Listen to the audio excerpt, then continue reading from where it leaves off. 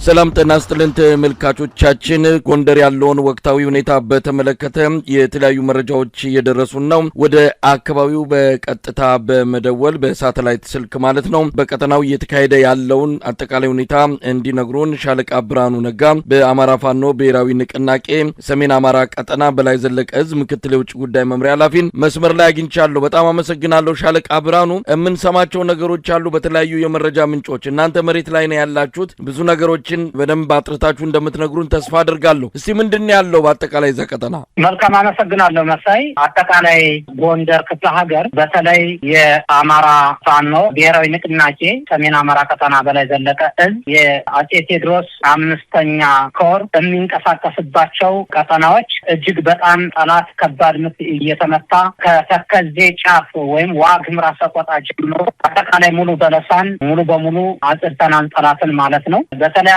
መንገድ የአማራ ፋኖ ሌሎችን ብሔር አስፋኝና ገዳይ ቡድን እንደሆነ እየተረጀ አገዛዙ ማህበረሰቡን በጅምላ እየጨፈጨፈ በኃይል ሚዛን በተለይ ዋግምራን ሕዝብ ሳህላ ቀጠና ሳህላ ይባላል። እዛ ቀጠና ላይ ፋኖ ዘራፊና ጨፍጫፊ እንደሆነ ያሰፍርት በመንዛት ሕዝቡን አደራጅቶ በተለያየ መንገድ ሚንሻ በሚል መዋቅር አደራጅቶ ሰብስቦ በድሮን የጨፈጨፈበት ሁኔታ አለ። እንደገና ያን ማህበረሰብ አደራጅተን እንደ ቀጠና የዕዝ አመራርና የኮር አመራሮችንም ይዘን አዋይተን ከጎናችን እንዲሰለፉ አድርገናል ማለት ነው። ከዛ ባሻገር እጅግ በጣም ሰፊ ቀጠናዎችን በዚህ ቀጠና ጠላትን እያሽመደመድን እያጸዳን እንገኛለን። ለአብነት ያህል ከሳህላ ጀምሮ እስከ አሙሲት ጉሃላ ወረዳ ምስራቅ በለሳ ማለት ነው በእኛ ቁጥጥር አውለናል። እንዲሁም ሰብናት ወረዳንም በእኛ ቁጥጥር አውለናል ማለት ነው። እንዲሁም አርባያንም ወረዳ በእኛ ቁጥጥር አውለናል ማለት ነው። ደጎማንም በተመሳሳይ ሰዓት ተቆጣጥረን ነበር። እንዲሁም ሚካኤል ደብር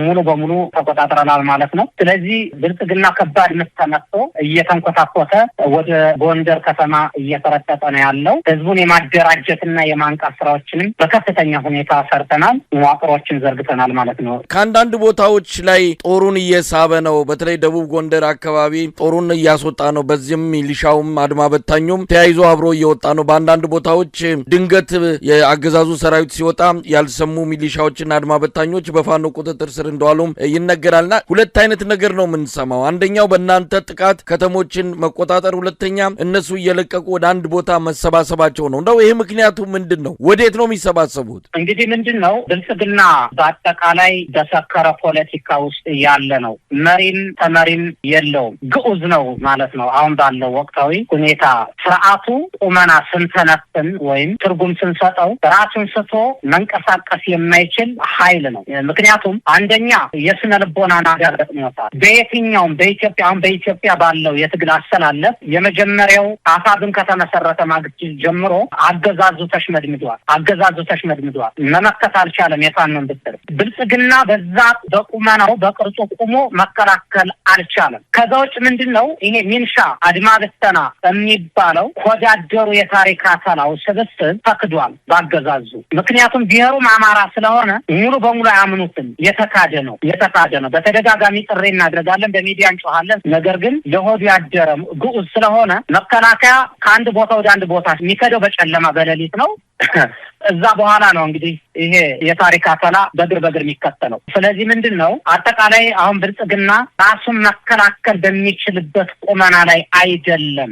በፋኖ መዳፍ እጅ ነው ያለው በየትኛውም ቀጠና። ይሄ ደግሞ በተግባር እያሳየ ነው፣ እያደረግ ነው፣ እየሄድን ያለ ነውና የአማራ ትንሣኤ የኢትዮጵያ ትንሣኤ በቅርቡ ለህዝባችን ለፋኖ ደጋፊዎቻችን በሀገር ቤት ውስጥ በውጭ ሀገር ላሉ በይፋ በገሃድ የምናሳይ ይሆናል። ሻለቃ ብርሃኑ እንደው አሁን ያለውን አጠቃላይ ሁኔታ መግለጽ ከተቻለ እንግዲህ ጎንደርን ከተማን ተቃርበናል አይነት ከመግለጫው የተረዳሁት በጎንደር ያለው ሁኔታ አሁን እርሶ እንደገለጹልን ብዙ ወረዳዎችን በእጃችሁ አስገብታችኋል። ምናልባት እነዚህ በእጃችሁ የሚገቡ ወረዳዎችን እስከምን ያህል በእናንተ እጅ ይቆያሉ የሚለው ባለፉት 2 ዓመታት ከ8 ወር የሄዳችሁበትን የትግል ጉዞ ስንመለከት ከተሞችን ትይዛላችሁ፣ አካባቢዎችን ትቆጣጠራላችሁ፣ ብዙም ሳትቆዩ የምትለቁበት ሁኔታ ነው ያለው። አሁን በተለየ ሁኔታ የሚታይ ወታደራዊ ስልት ነው የተከተላችሁ ያለው ይመስላል።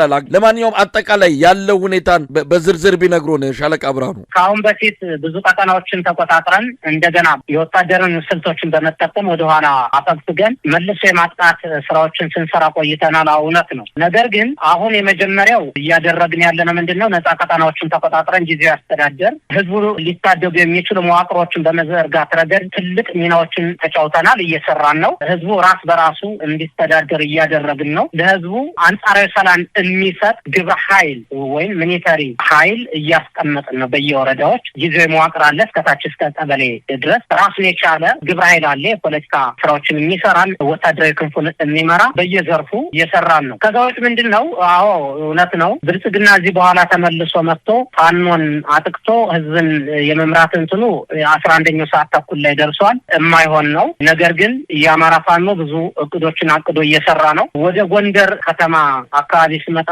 ምንድነው? አገዛዙ ተስፋ ቆርጧል። ንጹሃንን ንብረት እየዘረፈ ነው። ሰላማዊ ነዋሪዎችን፣ ነጋዴዎችን አስሮ አግቶ ገንዘብ እየዘረፈ ነው የሚገኘው። ይሄ ደግሞ ተስፋ ቆርጦ የተሸናፊ ስነልቦና ወይም መሸነፉን አረጋግጧን በአደባባይ። ስለዚህ በብልጽግና መንጋጋ ውስጥ ያሉ ከተሞችን እንግዲህ ከተማ ላይ መሸገውን ብልጽግናን የከተማ ሽፍታ ሆኗል። ይህን የከተማ ሽፍታ ደግሞ ህዝባችን ደጀን አድርገን በህዝባችን በውስጥ ባሉ የኛ የፋኖ ኢንተለጀንሶች አማካኝነት ገብተን ነጻ እናደርጋለን ማለት ነው። ከዛ ባሻገር አሰራሮችን መዋቅሮችን እየዘረጋን ወደፊት ነው የምንቀጥለው ማለት ነው። ስለዚህ አገዛዙ በተለያየ መንገድ ፖለቲካውን እየቀየሰ አንድ ጊዜ የውጭ ወራሪ ደበደበኝ ይላል። የፋኖ ብትር ያው እንግዲህ እንተዋወቃለን እነሱና እኛ። ነገር ግን የፋኖ የሚለውን በቃላት ለመጥራት ሲጠየቅ የውጭ ወራሪ ነው የሚለው። ይሄ የተለመደ ቁማር ነው። በጥቅሉ እዚህ በኋላ ብአዴን የሚባል የአማራ ህዝብ ተሳንጀት ታሪካዊ ጠላት ያለ የሌለ አቅሙን በተለያየ መንገድ አሟጦ ስልጣን ለመድገም ሞክሮ ነበር፣ አልተሳካለትም፣ ከሽቷል። አሁንም ህዝባችን እንታደጋለን። ህዝባችን ከፊት በጉጉት እየጠበቀን ነው ያለ እጁን ዘርግቶ። በቅርብ ቀን ነጻነታችን በክንዳችን እናውጃለን። እንደው ሻለቃ ብርሃኑ በዚህን ወቅት ላይ በእጃችሁ የሚገኘው በሰው ኃይልም ሆነ በመሳሪያ ረገድ ያገዛዙ ምን ያህል ያገዛዙን አቅም አዳክሞታል ማለት ይቻላል? እንደምንሰማው ከሆነ ከፍተኛ ቁጥር ያለው በሚሊሻም በአድማ በታኝም በመከላከያ ሰራዊት ደረጃ በአጠቃላይ የጥምሩ ጦር ሰራዊት ብለው የሚጠሩት ቁጥራቸው ከፍተኛ እንደሆነ ነው የሚገለጸው። በዛ ደረጃ ነው። በተለያዩ መረጃ ምንጮች ቁጥራቸው ይለያያል እንጂ ከፍተኛ ቁጥር ያለው የአገዛዙ ጥምር ሰራዊት አባላት በእጃችሁ እንደሚገኙ የጦር መሳሪያዎችንም የማረካችሁ መሆናችሁ ነው የሚገለጸው እና ከዚህ አንጻር አቅሙን የሚያዳክም ድል ነው ተገኘ ማለት የሚቻለው። በኪሳራ ደረጃ በእጃችሁ የሚገኝ ቁጥር አለ? በጣም በርካታ ቁጥር ያለው የአገዛዙ ዙፋን አስጠባቂ ሰራዊት በእጃችን ላይ ይገኛል። በየቀኑም በተመሳሳይ በተለያየ መንገድ በነገራችን ላይ የብልጽግና ሰራዊት ነው የምንለው፣ የኢትዮጵያ መከላከያ ሰራዊት አንለውም። ሌላውም የብአዴን ነው። አሁን የኮልኮሌው አድማ በተና ሚሊሻ የሚባለው የብአዴን ወንበር አስጠባቂ ነው። ይህ ኃይል በተለይ ታፍሶ ነው። ህጻናቶች በየትምህርት ቤቱ፣ በየኩል ቤቱ፣ በየመናኸሪያው እየተዘረፈ ተገዶ በጨለማ የ2 ወርና የ1 ወር ስልጠና እየተሰጠው ነው የሚመጣው። ሲመጣ ደግሞ የሚታገልበትን አላማ ያውቅ፣ ለምን እንደሚሞትም አያውቅም። ስለዚህ እጅግ የኛ ደስታ ምንድን ነው? እጅግ በጣም በርካታ ሰራዊትን በዚህ መልክ አገዛዙ ቢጠቀምም እጅግ በጣም በርካታ የሆነ የአማራን ህዝብ ብሎም የኢትዮጵያን ህዝብ ልናደራጅ በምንችልበት ደረጃ መሳሪያዎችን ከቡድን መሳሪያ እስከ ወከፍ መሳሪያ በእጃችን አድርገናል ማለት። ይሄ ነገ ብልጽግና ያፈረሳትን ኢትዮጵያ እንድንገነባ እድልና በር ከፍቶልናል። በመጨረሻ እንደው ሻለቃ ብርሃኑ የኢትዮጵያ ህዝብ ትክክለኛ መረጃ እየደረሰው አይደለም። በአገዛዙ የፕሮፓጋንዳ ማሽኖች የሚቀርብለት መረጃ ልማት ነው፣ ኢትዮጵያ ያደገች ነው፣ ከዛ ያለፈ ምንም ነገር እየተነገረው የለም። በአገር ውስጥ ከፍተኛ የሆነ ጦርነት በተለያዩ አካባቢዎች እየተካሄዱ ነው። በዙሪያው ኢትዮጵያ በአፍሪካው ቀንድም እንደዚሁ ፍጥጫ ውስጥ ናት የምትገኘው። ከሱዳን ጋር ጦርነት ለመግባት የሚያስችል ትንኮሳ በአብይ በኩል ተፈጽሟል። በቤንሻንጉል ጉሙዝ የጦር ሰፈር ለአማጺ ቡድኑ በመስጠት እንደዚህ አይነት ነገሮች ሲታዩ የኢትዮጵያ ህዝብ ማወቅ ያለበት አሁን ላለው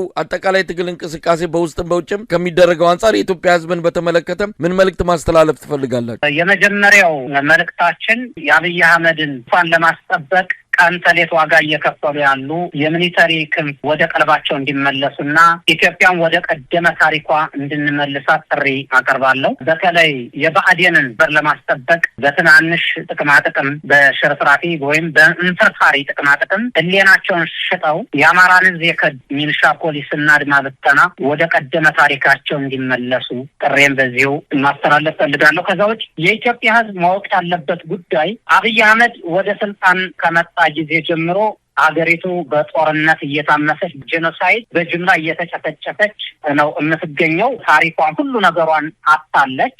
ምናድናትን እንዳትድን የምናደርጋትን እኛው ነንና ሁሉም የኢትዮጵያ ብሔር ብሔረሰብ ይህንን ብልጽግና የሚባል ወራሪ ከፋፋይ ሀገር ሻጭ ስለ ኢትዮጵያ ሉዓላዊነት ድንበር ምንም አይነት ደንታ የሌለው ይህንን ታሪካዊ ጠላት ለአንዴና ለመጨረሻ ሁሉም በተባበረ ክንድ ማንበርከክ አለበት ብዬ አስባለሁ። ከአማራ ፋኖ ጎን ሁሉም ሊሰለፍ ይገባል። ከዛ ውጭ ብልጽግና በምዕራብ ጎንደር ዞን በአርማጭሆ፣ በወልቃይት ጠገዴ፣ በቋራ፣ ነብስ ገበያ በየትኛውም ቦታ የኢትዮጵያ ሉዓላዊ ድንበር ምን ላይ እንዳለ ይታወቃል። ለዚህ ደንታ የሌለው መድፍና ድሮን ለኢትዮጵያ ሕዝብ እንዲጠቀም በተለይ አማራ ብሎ ቀይ መስመር አስምሮ ጄኖሳይድ እየፈጸመበት ነው ያለ።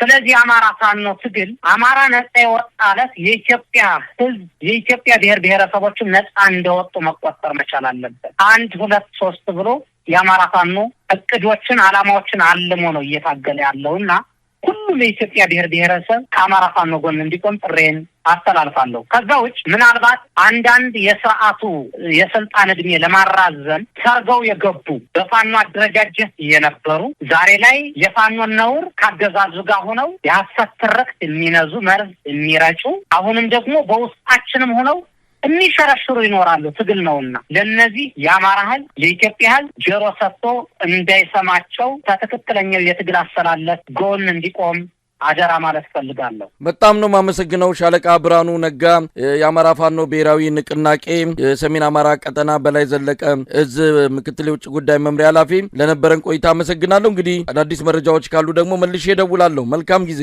እኔም